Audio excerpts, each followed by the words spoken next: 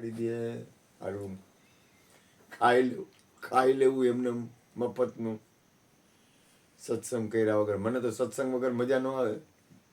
બિચારી તાજા લાડવા અહીંયા હજી ગયો ને તો કંકુની થાળી, કંકુથી પગલાં કરાવ્યા એને. મેં કીધું આ મારો નાથ, મારો ભગવાન સદગુરુ સૌનું ભલું કરે, ભગવાનને પ્રાર્થના કરી, હૃદયથી પ્રાર્થના કરી, મારે થતી હતી એટલી પ્રાર્થના કરી.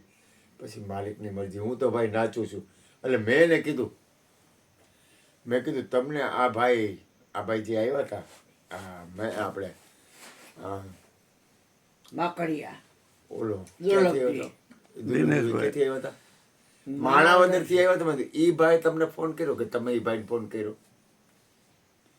તો કે એને મને ફોન કર્યો છે. બાપુ કે તમને તેડાવવા માટે 6 મહિનાથી અમે ટ્રાય કરી છે કે બાપુને પગલાં કરાવવા. એનો ભાવ હું તો પગલાં કરાવી ઘર છે એના ઘરે પગલાં કરાવીને જમાડી દેવું હતું. મેં કીધું જો આ કાર્યક્રમ મારો નથી. અને એનું ઘર કેવું છે કે અહીંયાથી યાત્રાળુ નીકળે ને એ 50 હોય 100 હોય 200 હોય બધા જમાડે. એ રોડ ઉપર છે, ઘર ગામમાં છે. હે ઘર ગામમાં છે અને રોડ ઉપર જગ્યા છે. હા એ જમાડે છે ને. હા હવે સાંભળો પેલા પૂરી વાત.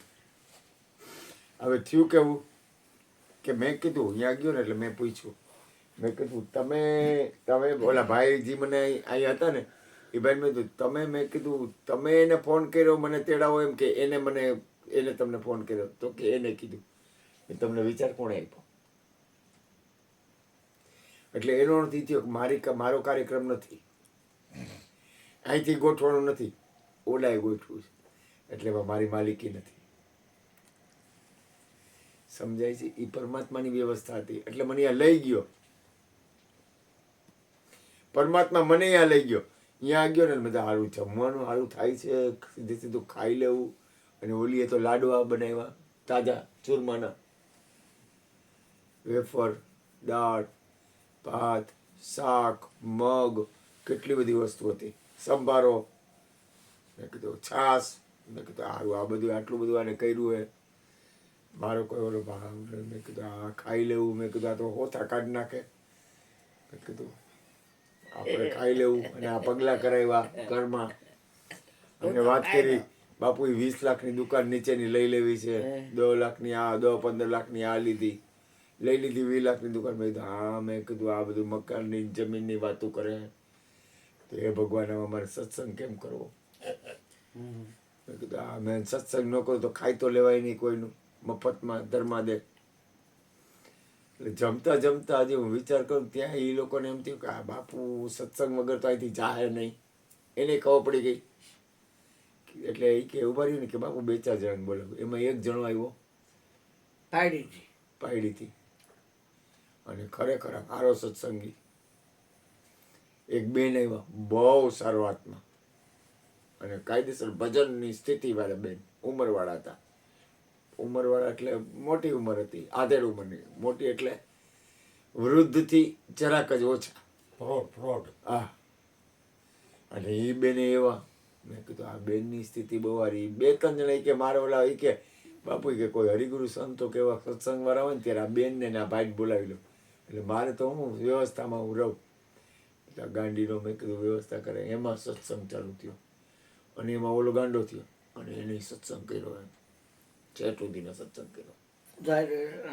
હા આનો ઉતાર્યો છે ને અહીંયાનો ક્યાંથી ઉતાર્યો? અહીંયા ક્યાં ભૂપેનભાઈ તેડી ગયો હતો?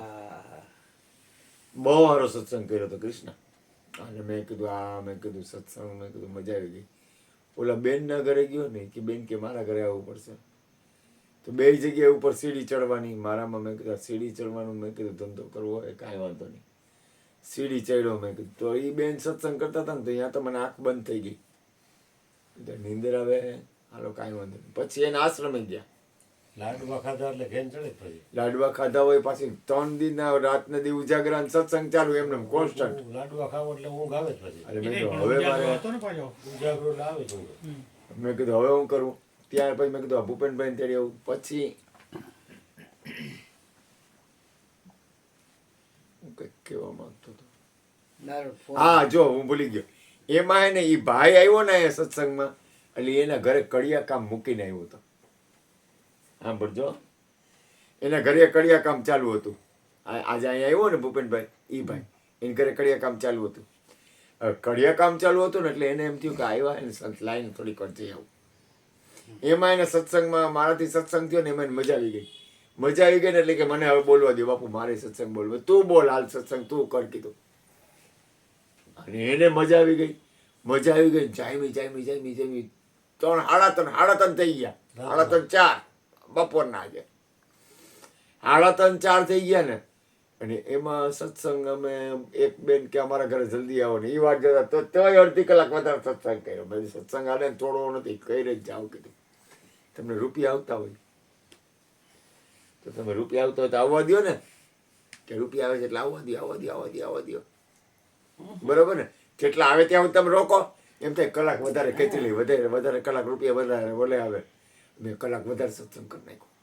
ઓલા બેન કે મારા ઘરે આવો ને ઓલા કે મારા ઘરે, બધું ઈ ભલે એ વાત જોઈએ. આ કલાક વધારે ખેંચી લે, અડધી પોણી કલાક વધારે ખેંચી લીધી. કારણ કે નફો હતો ને, મને માલ મળતો હતો સત્સંગનો.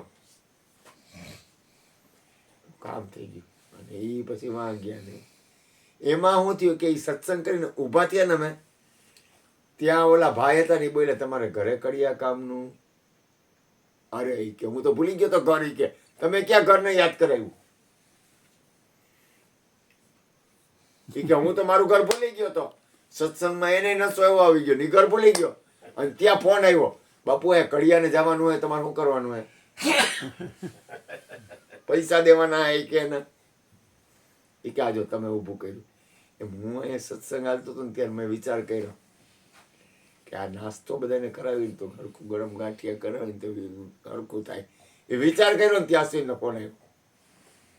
મેં જો ઓલા છોકરાને પૂછી લઉં, મને તમે લોકો ખાવ ને તો મને શાંતિ ન થાય. હું જેમ છે એમ કહું છું. આ કોઈ સાધુ આમ બપોર હોય ને એટલે હું વાટ જોતો, કોઈક સાધુ આવે, કોઈક સંત આવે, કોઈક બ્રાહ્મણ આવે, કોઈ પણ સત્સંગી આવે, કોઈક ખાય ને તો મારા જીવને શાંતિ થાય. હું કોકને કાંઈક દઉં તો મને શાંતિ થાય. વિચાર તો કરો, હવારના પર મારો દુર્લભભાઈ કે તમારા પૈસા નથી દેવા, આમ તેમ બીજું ત્રીજું, સીધો 1000 રૂપિયા સુઈને કીધું જા તું લઈ આ દાળ પકવાન 8-10 જણા. અત્યારે ખાલી એના સત્સંગ માટે થઈને મેં 1100 રૂપિયા મારા ખીચામાં હતા ને 1100 આપી દીધા. બધા ચાલે યા. મને પૈસાની કિંમત હોત ને તો ભેગું કર્યું હતું, વિચાર કરત. પૈસાનો વિચાર નથી કરતો. હું હરિગુરુ સંતોનો ને સત્સંગનો વિચાર કરું છું. મને એની કિંમત છે. હું પૈસા આમ જોતો નથી. પૈસાનો વિચાર કરીને તમે નહીં, પૈસા નહીં, કિંમત કે નહીં. હું જેમ છે બોલું, હું તમને કંઈ કહેતો નથી. કારણ કે હું સુધરું જ છું, હું બગડેલો જ છું. કૃષ્ણ કરતા તો હું અનંત ગણો બગડેલો છું. હું ક્યાં બગડેલો છું? પણ તું કોક વાર ખીજાતો હોય ને એટલે કહું છું. તું ખોલું કેસ, હું બંધ બાજીમાં કોકને ખીજાતો હોઉં. અરે કૃષ્ણ ખીજાય છે એના કરતા હું અનંત ગણો ખીજાતો હોઉં. પણ મને મારી અંદર સુધારો થતો જાય. મને ખીજાવું ગમતું નથી. મને સમજાય છે કે સત્સંગી સંતો હોય ને એ કિંમતી છે. સત્સંગી સંતો હોય ને એ કિંમતી છે. આ ભૂપેનભાઈ સત્સંગમાં આવે ને એ ગમે એમ કરે પણ એ કિંમતી છે. ગોરધનભાઈ સત્સંગમાં આવે ને તો એ કિંમતીમાં કિંમતી છે મારે. હા, આ છોકરો ભલે ને ગમે એ કરે, સત્સંગમાં આવે ને કિંમતી છે. ગુણુભાઈ સત્સંગમાં આવે છે. ગુણુભાઈ આજે હું એક દી જાય ને એટલે બીજે દી ગુણુભાઈ ની વાત જોતો. કારણ કે નિયમ છે, એક દી રજા ને એક દી આવવાનું, એક દી રજા ને એક દી આવવાનું. એટલે પછી એમાં 2-3 દી રજા થાય ને એટલે હું એમ કહું કે હજી મારું ભજન ઘટે. કઈક ગીતાની વાત જો રેઢા આવશે તમે અનુભવશો. ગીતાજી તો આપણે વાંચી છીએ બાપુ, એક અધ્યાય તો. ગુરુ વચન સત્ય. બધાય નહીં, આ એકલો દિવસે શું હોય બીજું કામ? દિવસે વાંચે ખોટા બીજા વિચાર કરી બળતરા કરવી એના કરતા ગીતાજી વંચાય. એટલે હવે આપણે હું તો પાછા આપણો દોર આપણે ગોરધનભાઈ સત્સંગ બાકી છે. ગોરધનભાઈ સત્સંગ બોલો બોલો. આરતી કરું 12 ને 10 તો થઈ. ભલે ભાઈ એમાં આવશે ખાવાનું. આખી આવે ત્યાં લગી હલાવી ગયા. હા બસ હાલવા દો સાહેબ જોડે હાલવા દો.